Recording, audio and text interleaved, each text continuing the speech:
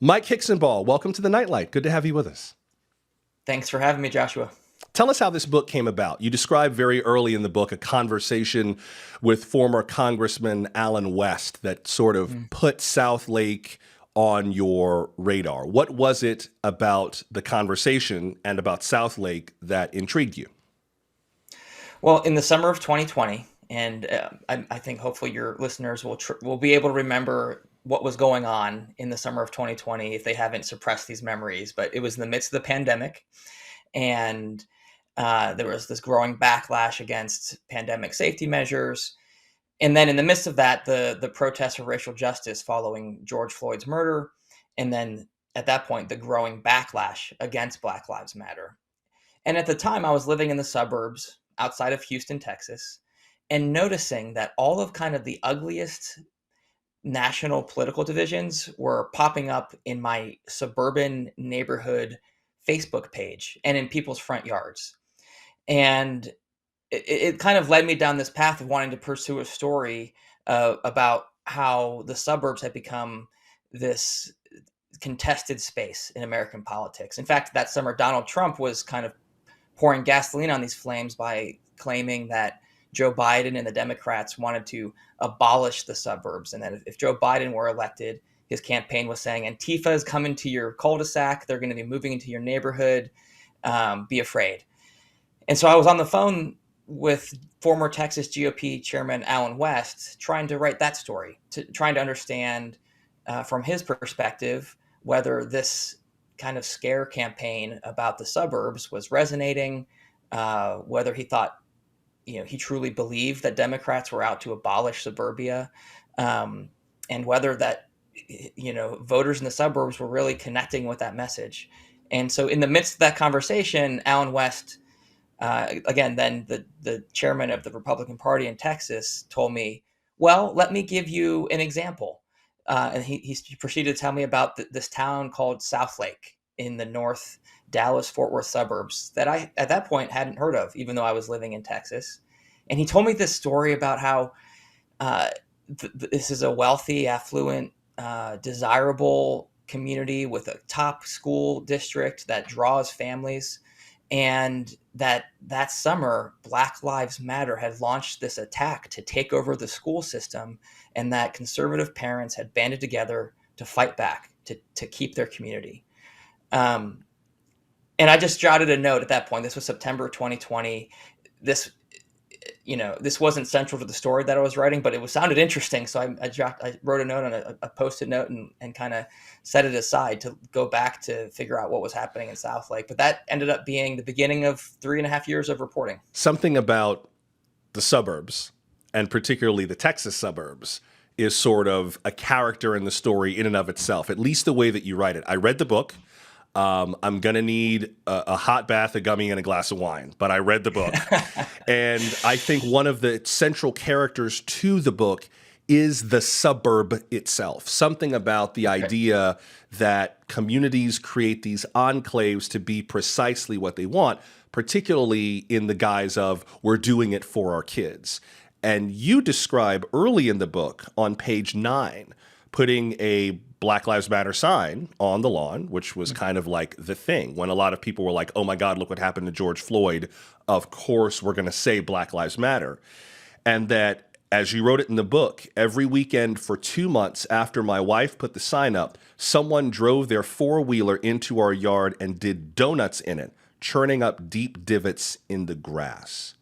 What was it about race in particular that made this such a potent issue in these North Texas suburbs? Yeah, and that story that you just shared is probably the real reason that I got so invested in this story, because my wife is a Black biracial woman, daughter of a police officer, and I was seeing these fights in the neighborhood, and it was troubled by them, but she was having a much more visceral reaction. And we had moved to this suburb outside of Houston with the intent of raising our four kids there and watching them grow up. And like a lot of suburbs, this community where I lived and Southlake were uh, traditionally white. It used to be all white. when they were created in the 50s, 60s, and 70s. And in the last 3 decades, especially in these booming Texas metro areas, the suburbs have gotten a lot more diverse. And my wife was that summer feeling like, I don't feel welcome here. I don't know if this is where I want to live. And that's a really powerful sentiment. And one of the things I was curious about that drove me throughout reporting this was how was that playing out in other people's lives? And that's a central story in Southlake. This community that, again, as you mentioned, yeah, I go to great lengths to kind of lay out the history of this town, the way it was created, the way zoning policies in the 60s and 70s kept it white and wealthy by banning low income housing, affordable housing, or apartments, and how in the 90s, 2000s, that started to change as Black families and other families, South Asian immigrants and other groups started flocking to this place for the same American dream that white folks had wanted. They wanted a good education for their kids. And now, as we arrived in 2020, 2021, this kind of unaddressed simmering issue was finally bursting to the surface, where these communities had been all white, and now they weren't, but that culture was still there, and now schools and communities were beginning to grapple with that. If there's anything good that perhaps came of all of the drama in Southlake, it's maybe exposing some of the legacy racism that is not as hidden in the shadows as perhaps nice people would like to think it is. I mean, there are plenty of incidents early in the book where you talk about white kids saying the word nigger with no compunction, including calling little Black children nigger. Now, if you can get away with that and not end up in the emergency room, then you must have an angel on your shoulder, because I wouldn't let you. But the brazenness with which young white kids would say this word, almost like they had discovered some kind of Promethean fire and they were showing off, like juggling it for their friends.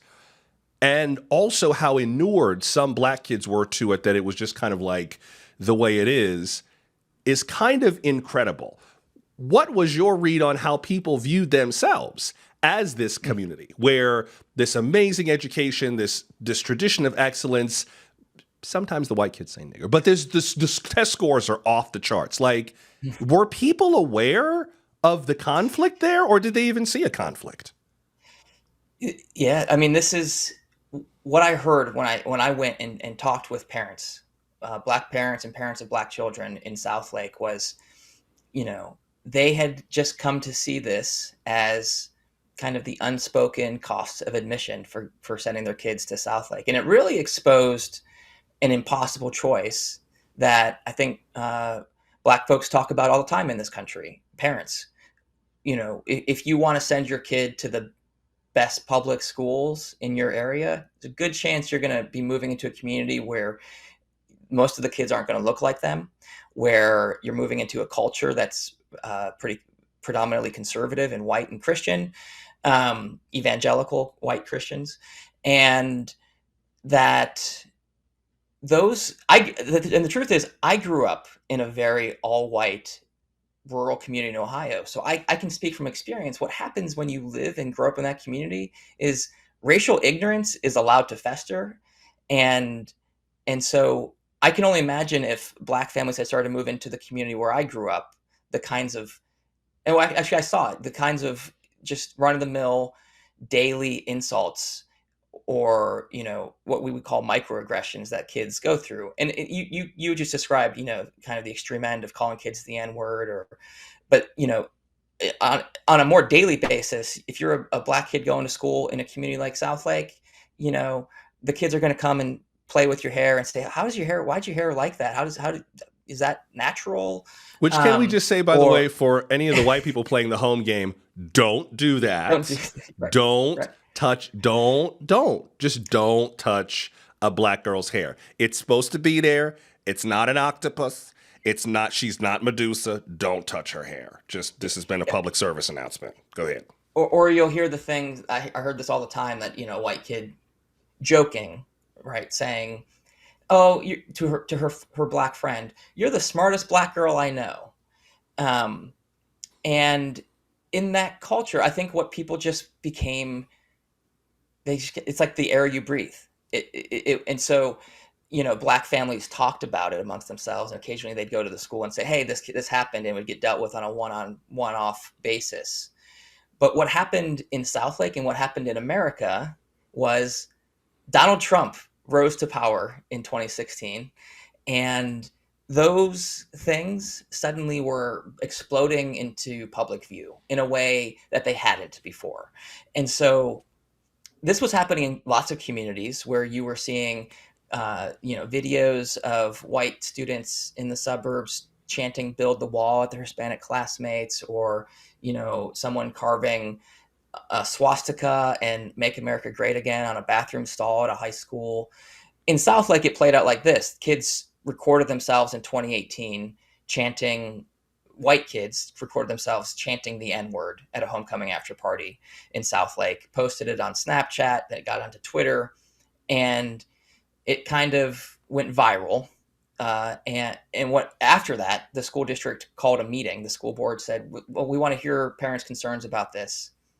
And that is when all of these what seemed like, maybe in some cases, little incidents that black families had been enduring for years, parent after parent came to the school board and unleashed. They talked about how this had been happening to my kid for 2 decades in this school district. I do And want so, to yeah, note though, Mike, I yeah, do want to camp out on this for just a second because I want yeah, to note, and I don't know if people who have kind of followed the Southlake story from a distance are aware of the timeline, which you lay out in the book.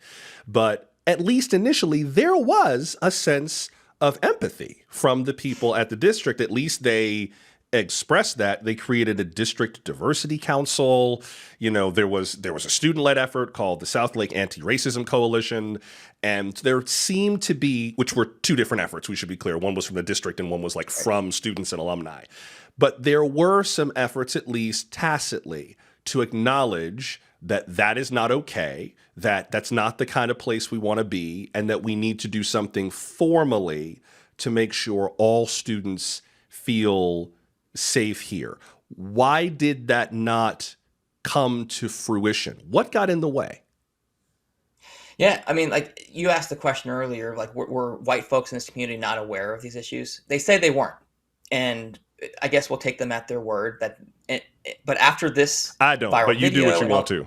I don't, sure, I do sure. not believe, Well, I mean, personally, well, I have a hard time believing that your little white kid learned the power of the word nigger and what color person to say it to sure, because, like, they just happened to see a video on Instagram. Like, I don't sure. believe that. Some parent said that word to some kid at some point and the meaning locked. But Yeah. whether or not they're willing to admit that, anyway, go ahead. Sure. Well, but at least they were embarrassed. So in 2018 and 2019, the whole city got around this. The mayor, the city council, the school board, which these are mostly white Republicans, got together and they held meetings. They pledged to fight racism.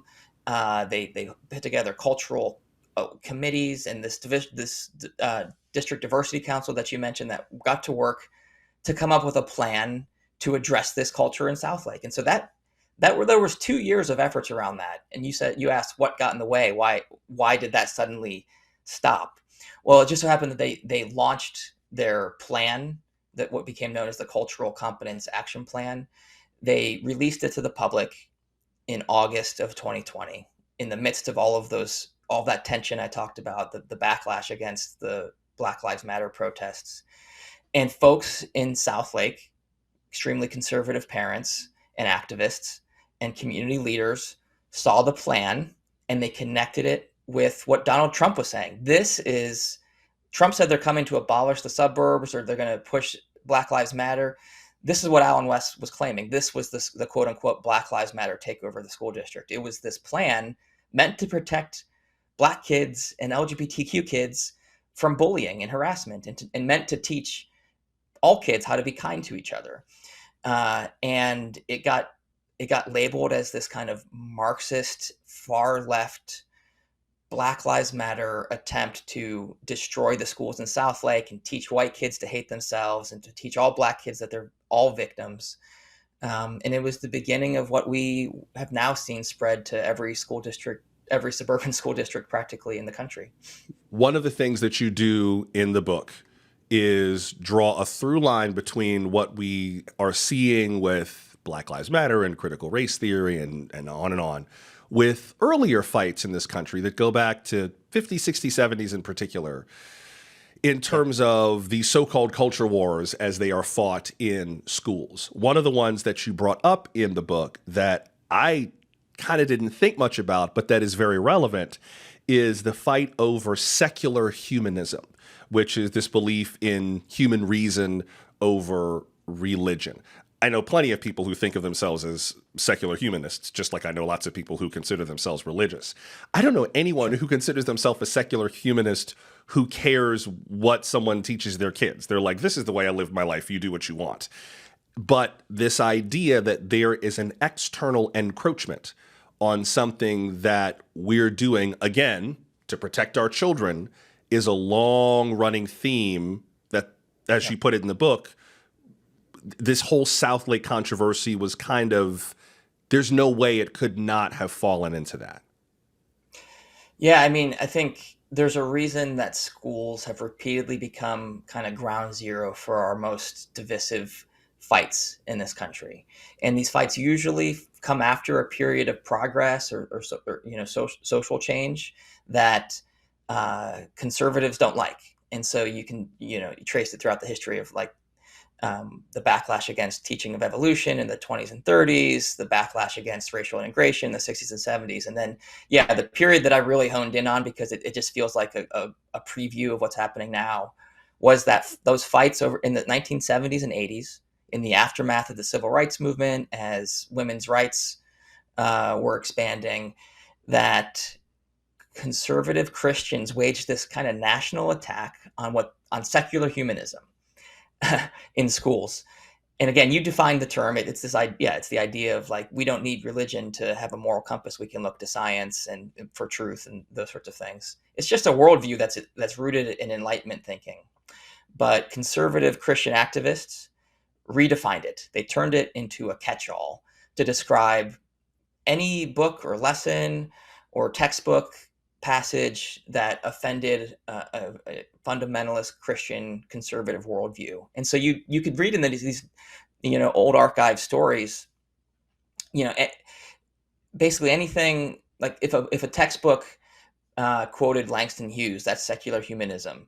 If a book on the shelf depicted women in outside of a traditional homemaker gender role, that's secular humanism. That and interestingly, the right tried to redefine secular humanism as a religion itself, and therefore it ought to be banned under the First Amendment. The most interesting parallel, though, I would say, is what caught my attention was this same exact playbook of taking this kind of obscure concept that most Americans probably didn't know about, secular humanism, and redefining it as a catch-all, a scary kind of buzzword catch-all. The exact same thing has happened in recent years. You could literally take the phrase critical race theory and paste it into some of the old archive stories over top of the word secular humanism, and the story would read like it was being published in 2022, not 1982. And so, yeah, there's a pattern, and this is part of a long history of reactionary movements that are trying to tell a story and to stake a claim about what America is by controlling what kids learn in school.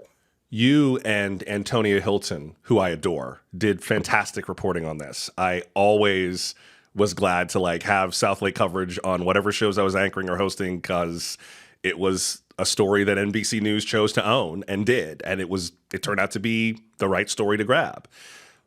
I think lost in a lot of it, at least for me, not in the coverage, but in just kind of our conversation of it. The coverage did this fine, but we're the kids, right? This is supposedly about children.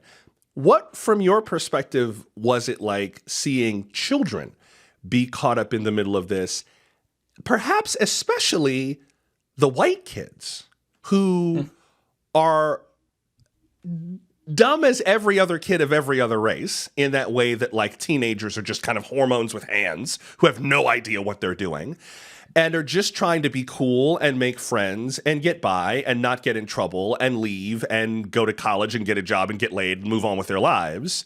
And yet the word nigger comes into their path and they don't know any better. They can't know any better. And now they're caught up in the middle of all this. What was it like for you just kind of watching the kids go through all of these histrionics? It was super interesting to talk with some of the white students at Southlake. Obviously, in our reporting, and Tony and I worked really hard to kind of center the experiences of kids in these school districts, and in particular the kids who are on the receiving end of those slurs and insults, just to understand how it affects them so that we can help readers and listeners understand why it matters. But along the way, it was so interesting. I would talk with some of the white Carroll students or recent graduates who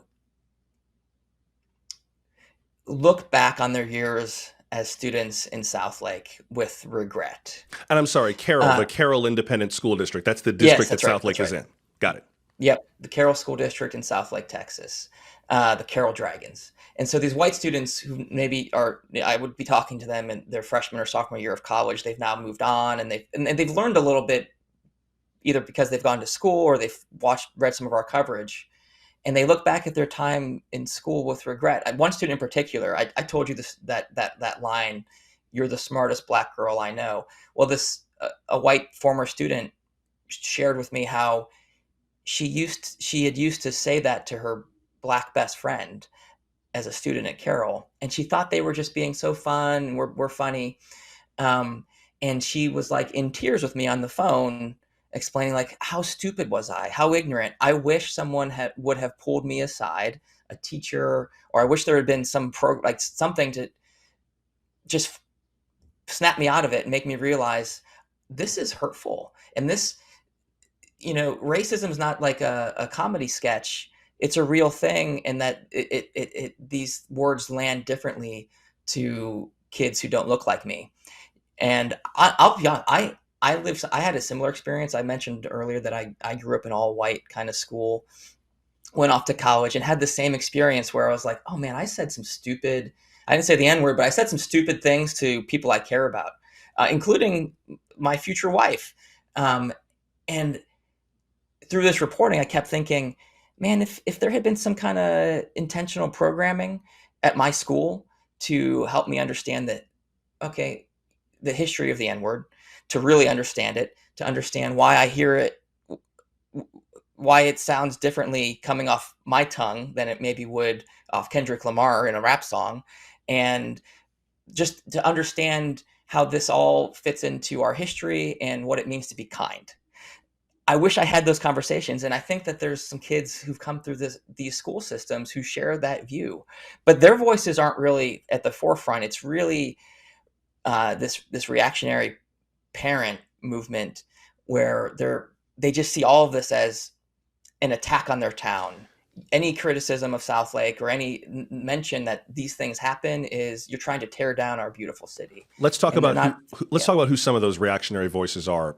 I do want to acknowledge, though, that is probably a conversation that needs to be had, particularly among young white people who are beginning to realize their own blind spots in ways that make them feel emotionally convicted in their values. I think that takes a lot of guts, and it's got to be hard. I obviously can't relate to that as a black man, but I can empathize with the desire not to hurt people any more than you already hurt them, and how redeeming that is or can be if you're willing to change. That may be a conversation for another venue, but I'm interested in the voices that emerged, particularly because this became so intensely politicized kind of quickly. A political action committee, Southlake Families PAC, was among the players that I wanted to ask you about.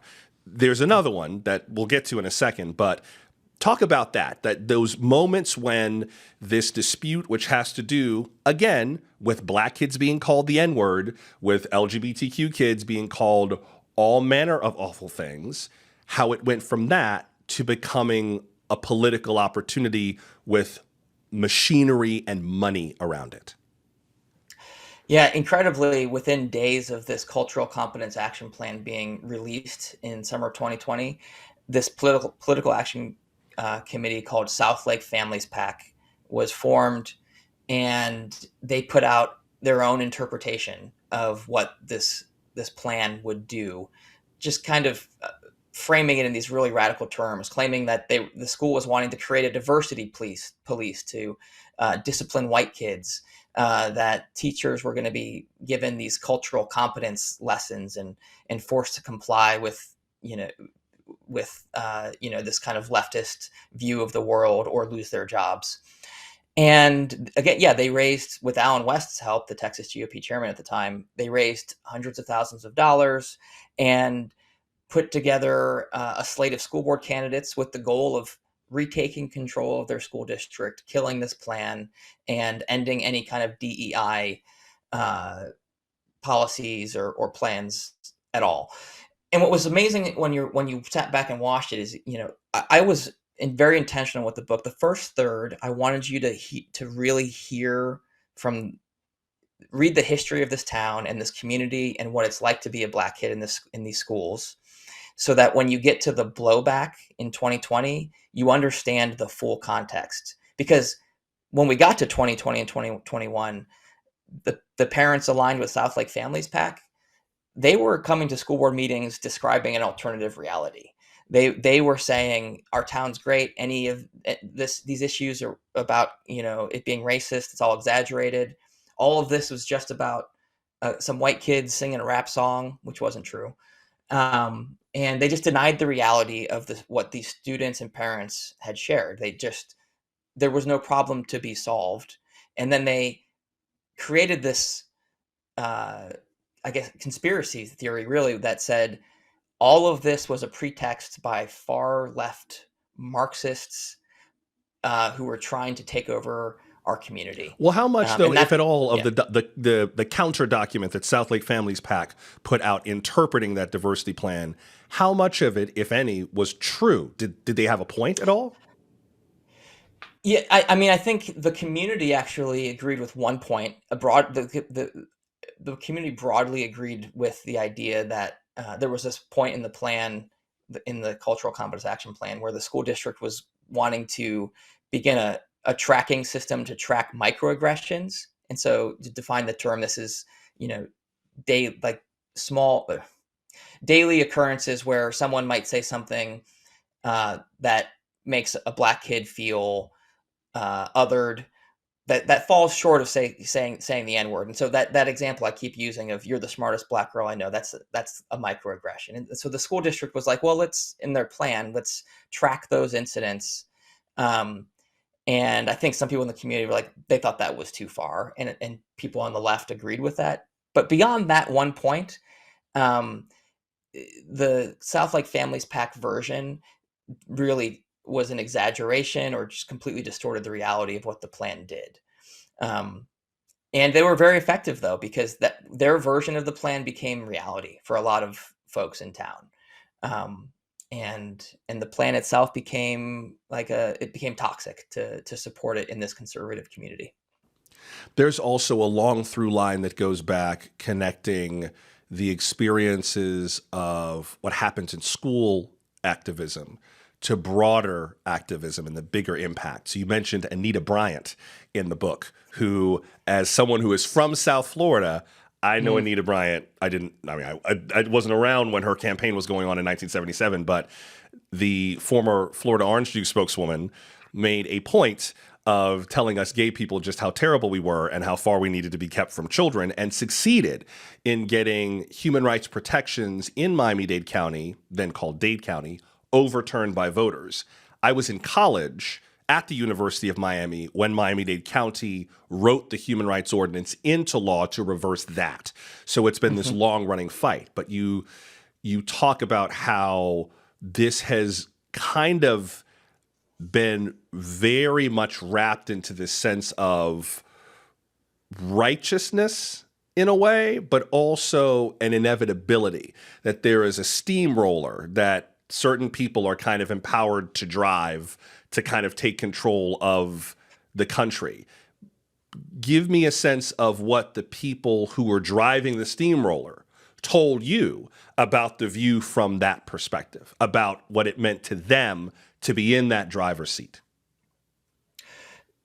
There's there's a very powerful there's a lot of power when you tell people that your kids are in danger and we're going to protect them, and that the other people want to hurt them. And that's what Anita Bryant did with Save Our Children. This whole idea in the 70s that if we make it so that you can't discriminate against gay people and you let them teach in schools, they're going to come in and these people are sexual predators. They're going to recruit your kids, turn them gay, and molest them. That's the ugly, horrific message that she ran with and was successful with for a period of time. The groups today leading the charge are using a version of that strategy. It's we have to protect the kids. It started with this issue around race. We have to protect kids from these Black Lives Matter activists who want to basically tear down America by saying it's inherently racist and that all white people are bad, which is not what anyone was saying. And then that kind of morphed into going into 2021 and 2022, this really intense backlash against LGBTQ inclusion in schools, LGBTQ affirming library books. And that activism, the folks leading that charge, are singing directly off of Anita Bryant's songbook, with some groups creating activist groups whose titles are "Protect Children," protect Texas children, just like Anita Bryant did Save Our Children. It's this whole campaign to allege that teachers and librarians are trying to get kids to change genders or to identify as LGBTQ. There's no evidence to it, but the claim is powerful, and it's motivating for parents, and it's turning these local communities into really ugly battlefields. And so, yeah, for their perspective, the way they describe it is we are protecting kids from really bad people. There's also a company that you mentioned in the book, a mobile phone company called Patriot Mobile, which I see you giggling, and I get why, because it's the kind of a character I didn't expect in this, but I guess I probably should have. Like if Mike Lindell and My Pillow could kind of be a part of this particular political movement, then a mobile phone company, a small mobile phone company that leases space, bandwidth from another company, in this case, I guess it's T-Mobile, that also seems like a possibility too. Talk about the business of Southlake, the business of conservative school activism, and why companies feel a value, at least these companies, saw a value in getting involved. Yeah, Patriot Mobile is a North Texas-based discount cell phone company. They brand themselves and market as America's only Christian conservative wireless provider. They're about a decade old, and they like other discount providers, they rent space on the networks owned by AT&T and T-Mobile, and then sell that off to customers. And their whole gimmick, their whole business plan is built around this idea that corporate America is woke. They're using your money and they're using it to push these woke ideas through and donating to Democrats. And so give your money to a company that will support conservative causes. And that's what they did for the first several years of their history. But then again, as Trump rose to power, Patriot Mobile became very Trumpified. They're one of their favorite, their most popular advertisements is making wireless great again, and it's this image of Donald Trump photoshopped onto Rambo with his machine gun. That's their whole deal. And so when these fights were exploding in their community and across the country, they saw an opportunity. And so they took a lot of their profit and they started pouring it into school board races in North Texas with the goal of putting far right conservatives on these school boards and eliminating LGBTQ inclusion policies, eliminating what they were calling critical race theory. And they were incredibly effective. They ran really aggressive, like national level political campaign in these local communities with attack ads and get out the vote volunteers going door to door. And they really they took over 5 school boards in North Texas and began implementing their worldview, which is this far right conservative Christian nationalist view of what education should be. I think it's easy for opponents of this to say that this is like the prequel to The Handmaid's Tale, right? That this is an effort to make a heavy-handed dictatorial theocracy, and they're gonna take everything they can get. To an extent, I find that overblown. There is also in your book a significant amount of evidence and accounting of how many bills that were put forward to put blatantly conservative Christian theology into the law as it relates to the way that education policy moves. One that did not succeed or was met with significant pushback had to do with vouchers to send kids from public school to private school on taxpayer dollars, $8,000 a year, I believe it was, to send kids to private schools if their parents wanted them to. Why was that a bridge too far? Was it when it finally came down to my dollars that it kind of became an overreach? Was it the money aspect of it? That policy objective, this idea of we're going to take public school funding and give it to parents to homeschool their kids or send them to private Christian schools. This is a long-standing policy objective on the Christian right. And on the right broadly. It failed in Texas because of some special circumstances. In Texas, there's the rural Republicans who fill the Texas House of Representatives look around and realize, well, there's no private school options in my community. And so they oppose it because they like their public schools and they only see this as hurting their communities. And so that's why it's always fallen short in Texas. But this movement to try to impose Christian conservative or Christian worldview in public schools while sending public school dollars to private Christian schools is gaining traction all over the country. Arizona was the first in the state in the country last year to pass what's called universal vouchers, and so any parent of any income level can sign up and get, I think, $7,000 or $8,000 per kid, whether or not they even send their kids to a private school. If they homeschool, they could just have the money and put in an education savings account. And that policy idea is spreading rapidly across the country in red states, in part because conservatives have successfully, as they did in Southlake, convinced voters that the public schools are indoctrinating your kids, that the public schools have been taken over, even in Alabama, even in Florida, that the public schools have been taken over by LGBTQ activists. And what you need is to have educational freedom. You need to be able to send your kid to a different school. To an extent, I empathize with these parents.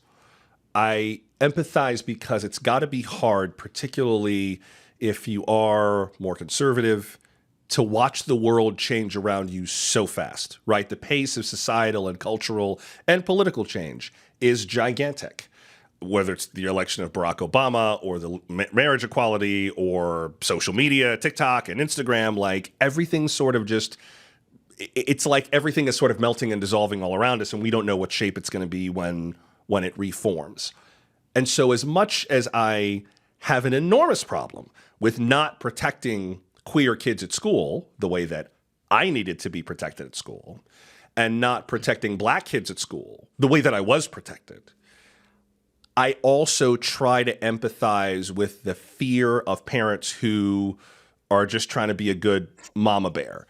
Did you come away from your reporting with any such empathy for the people in the middle of these stories? Not necessarily for the ones who were most purely political, but there had to be at least one or two parents in there who, as much as they lashed out at others, you could tell that they genuinely believed that they were doing right by their kids. There's a story I tell in the book of this mother named Charla. She came to a school board meeting in the Grapevine Colleyville School District. That's the town next to Southlake, in a district that Patriot Mobile had successfully taken over the school board. They were considering a new policy basically banning discussion of gender identity from classrooms and from library books. And this mother, I was listening to a live feed of this school board meeting in August 2022. This mother, Charlotte, came forward and she told this story that sounds a lot like the story that Governor Ron DeSantis and others have been telling in the last few years. She said that her child went to the school district and some teachers convinced her kid that it's okay to change genders, and that a specific teacher gave her kid a book called The Prince and the Dressmaker, and that book helped encourage my child to change genders. And as a result of all of this, she said, as like the timer was beeping, her time was up, she said, I lost my son.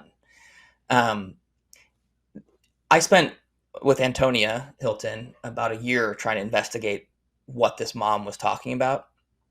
I never did get to speak with Charlotte, but I did speak with her daughter, and with her child's father, who has custody.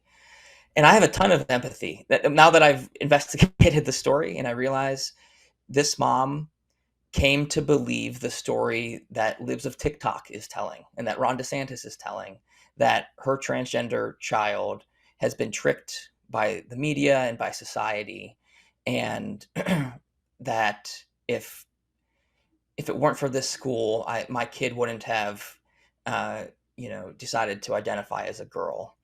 And because that mom just couldn't accept that, and because she's deeply religious, she got into a fight with her kid, and her kid ended up petitioning to have her custody transferred to her father. And so what you have is this broken family, and they're broken over the things that you were just talking about. Society's changed. There's a lot more Gen Z. There's a lot more Gen Z kids who are expressing different gender identities, and they're comfortable with that. When you talk with the teenagers today, it's a lot different than even when we were teenagers in the 90s and 2000s. And so I don't agree with. I wouldn't have handled. I'm sorry. I wouldn't have handled that the way Charlotte did with my own kids. I can say that objectively as a dad. Like I would look for a way. I would hate to lose relationship with a kid. I can't even imagine it. But I can imagine. You can put yourself in her shoes, and you can hear genuinely in her voice the pain. She feels like her child has been taken from her by culture and by this education system that she's come to believe is working to undermine truth and goodness. And it's really sad. It's terribly sad. I can't help wondering, and I don't know if this is a question you can answer. It's probably just a question that needs to be cooked on. I cannot help feeling like children have become an idol in politics, that they are a get out of your morality free card that lets you do whatever you want to other people as long as you're doing it in the guise of protecting your children, even if those actions might hurt someone else's children. I feel like this is something, especially now in an era of misinformation and disinformation, as we're getting ready for a new election, and all of these other things are kind of like screaming all around us this year and in the years to come, that but the kids has to be a red flag. I feel like that needs to be a big, bright, blood red flag for a lot of things, because it will excuse a lot of bad behavior and misinformation. Not to knock anybody's children, but the idea that, like, I as a gay man want to recruit your little ugly, square-headed, funny-looking kid, like, This ain't a damn daycare. I have no interest in your children whatsoever, other than their safety, because I remember what it was like to be that kid. That's my interest in your kid. And I feel enormous empathy for parents who are trying to take care of their kids, right? I don't have kids, so I don't know how hard that is. At the same time, I'm not going to let somebody hurt me over their little square-headed 4-year-old who lives on the other side of the country. I don't know how we deal with the politics of children going forward. Yeah, what you're raising a really valid point, because when you frame these things the way that they've been framed, that there's a movement to hurt kids, the result of that rhetoric is what are you willing to do to protect them if you truly believe they're in danger? As And if so we've anything's off the seen, table with a question like that. Exactly. yeah, yeah, and you've seen, just the ugly. I get it all the time now because I've reported on this. I'm constantly being accused of being pro pedophilia. Okay, groomer is in my mentions all the time, and I'm a journalist. We get this stuff. We're used to that. I mean, I'm not used to this level. I had at one point some moms in Katy, Texas, outside of Houston, threatened to call the police and report me as a child sexual predator because I spoke with a queer 17-year-old for a story about her perspective. But that's what's happening to teachers and librarians under the guise of, we're protecting children. We're going to ruin your life, ruin your career, drive you out of education, because it is hard to go to work knowing that you might get accused of being a pedophile because you have a picture book with two dads in it in your classroom library. And that's what's happening is, teachers are either leaving the profession or pulling all those books off the shelf that are meant to reflect the reality of life in our society, because they're afraid of the power of these accusations under the guise of protecting kids. So where does this go from here? The Southlake fight is kind of still going on because the U.S. Department of Education still has active civil rights investigations going on. One of the things that Donald Trump has said that he will do if he is reelected is work to abolish the U.S. Department of Education and its mission. So that ties into that very directly. And that's still happening. You still have an array of political fights in states like Florida with Governor Ron DeSantis, whether it has to do with the treatment of LGBTQ kids or with the teaching of race in schools. That is not going away.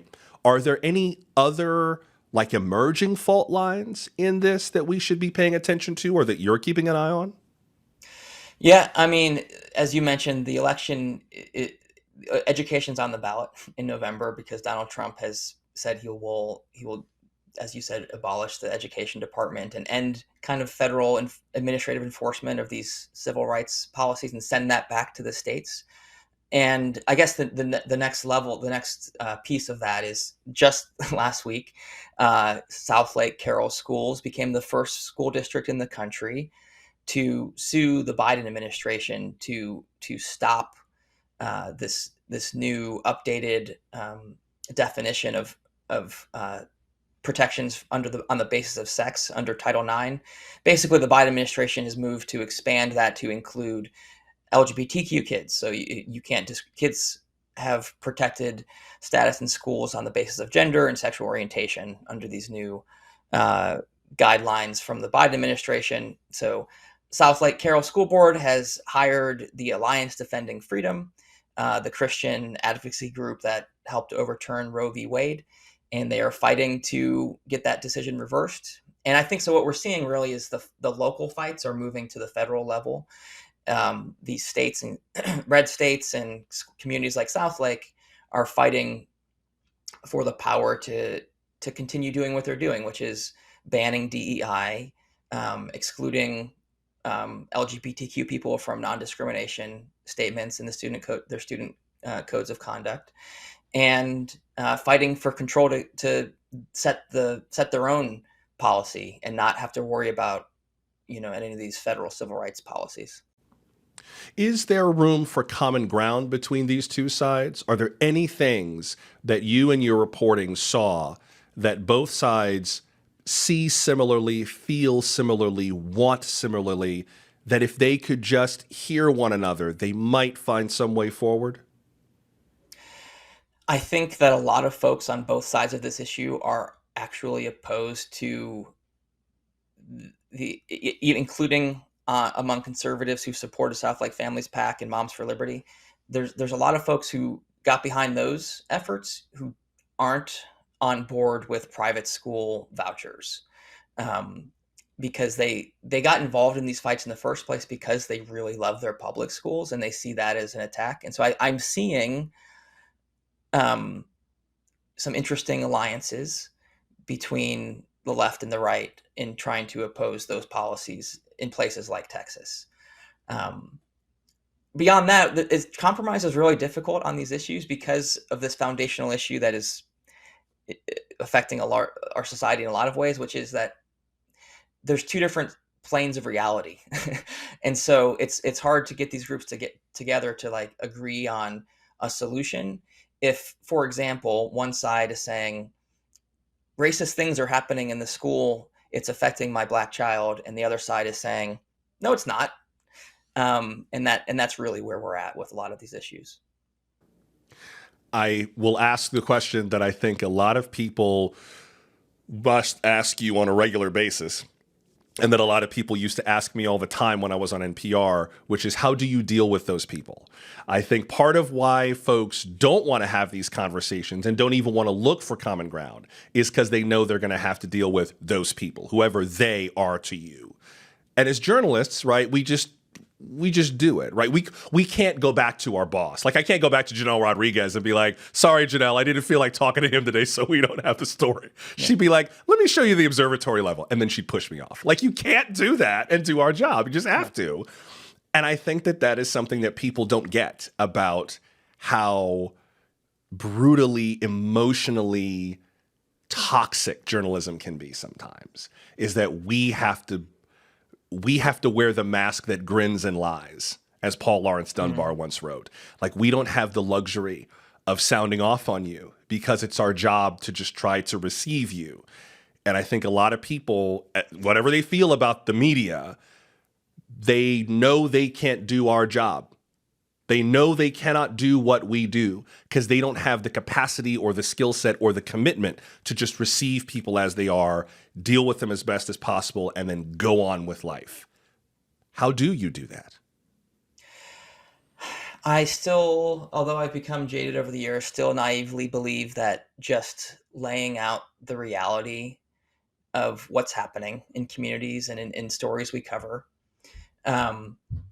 and doing our best to share all perspectives while not accepting false statements at face value by checking the reality of what people tell us and making that clear and plain to readers that there is power in just hearing someone's perspective.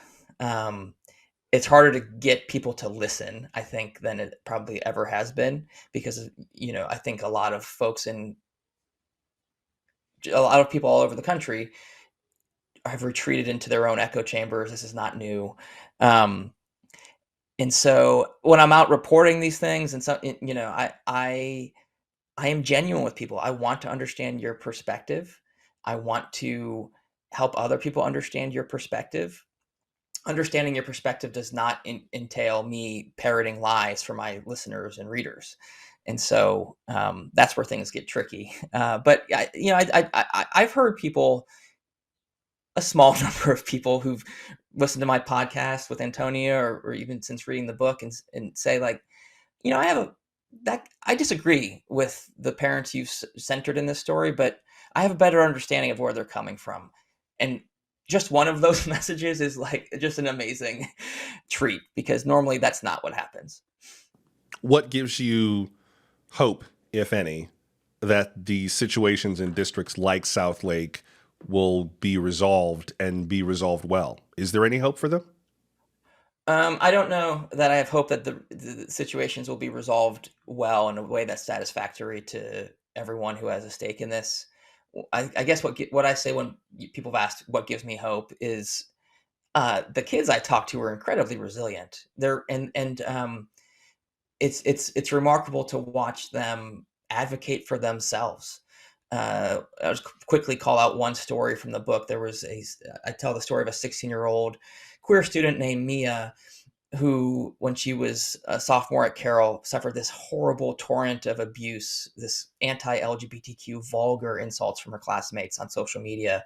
School district did nothing to address it, almost re-traumatized her in a way.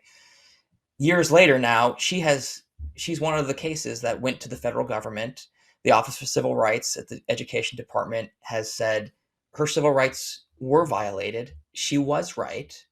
She's validated. And when I spoke with her a couple weeks ago about this update, she's now a college sophomore and living in Pennsylvania. And I asked her about how she felt about all of this. And it was amazing to hear, first of all, how much she'd grown in confidence since she was this timid 16-year-old I talked to a few years ago. And she told me, well, look, it's too late for any of these changes to help me. I've had my experience and I've been shaped by those experiences in Southlake. But any change, any positive change that comes as a result of this investigation is healing for me, because it means that kids who follow me won't have to suffer the way I did. And it was just incredible to hear that perspective and realize that, little Mia went and fought for herself, and now she's advocating as a result on behalf of countless kids who will follow her.